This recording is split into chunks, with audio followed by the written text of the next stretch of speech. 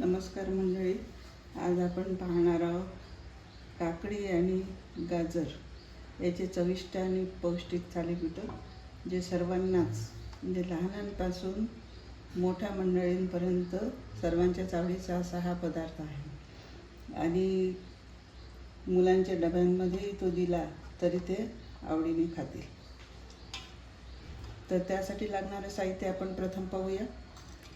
त्यासाठी लागणारं साहित्य, तर छोट्या वाटीने 1 वाटी तीळ घेतलेले आहे आपण, अर्धी वाटी तिखट, एका छोट्या चमच्याने हळद, मीठ, चिरलेली कोथिंबीर, त्यानंतर 1 पाऊण वाटी ताक, आलं लसूण पेस्ट, जिरं, ओवा, धनेपूड हे साहित्य आपण घेतलेलं आहे. पिठामध्ये घेतलेलं आहे आपण गव्हाचं पीठ 1 पेला, 1 पेला ज्वारीचं पीठ आणि अर्धी पाऊण वाटी बेसन.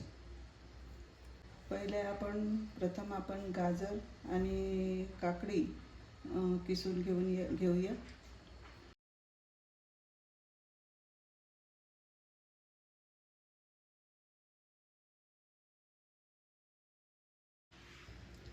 प्रथम आपण गव्हाचं पीठ घेणार आहोत 1 पेला, तुम्ही पाहता. नंतर 1 पेला ज्वारीचं पीठ, अर्धी पाऊण वाटी बेसन, नंतर त्यात तीळ घालणार आहोत,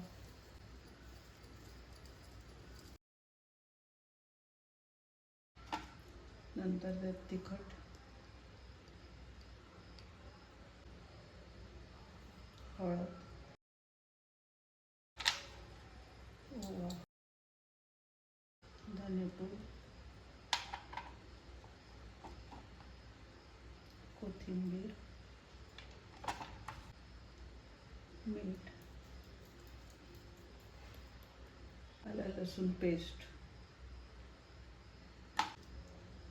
ताक घालूया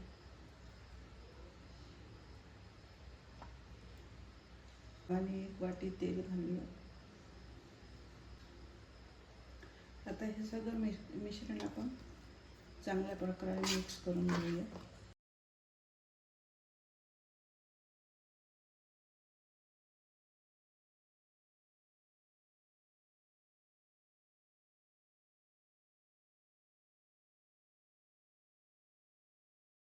तर असा हा कणकेचा चांगला उंडा तयार करायचा. जास्त आसट नको, नाहीतर तुम्हाला पोळी व्यवस्थित लाटता येणार नाही. तर आपण पराठा लाटण्यासाठी एक असा छोटा गोळा घ्यायचा, थोडं त्याला पीठ लावायचं आणि हलक्या हाताने पोळी लाटायची.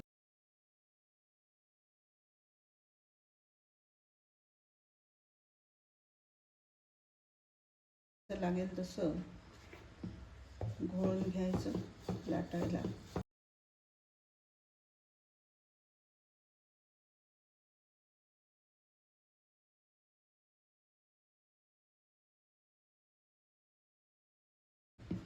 कारण काकडीला पाणी सुटते, त्याच्यामुळे थोडं घोळत त्याला आवश्यक आहे. मध्ये थोडं असं छिद्र केलं म्हणजे त्यात आपल्याला तेल टाकता येईल.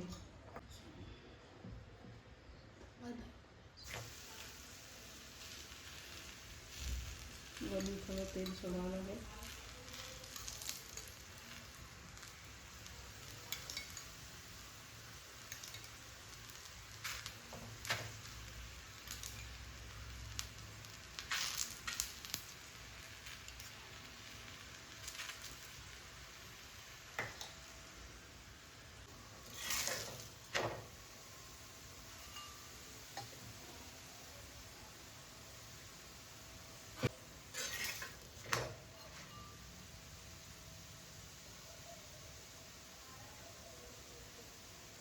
अशा प्रकारे हा आपला खमंग पराठा तयार झालेला आहे. तर असा हा पराठा आपण ठेचा, कांदा आणि ताकासोबत सर्व करू शकतो. तर तुम्ही हा पराठा नक्की घरी करून पहा आणि मला कमेंटमध्ये कळवा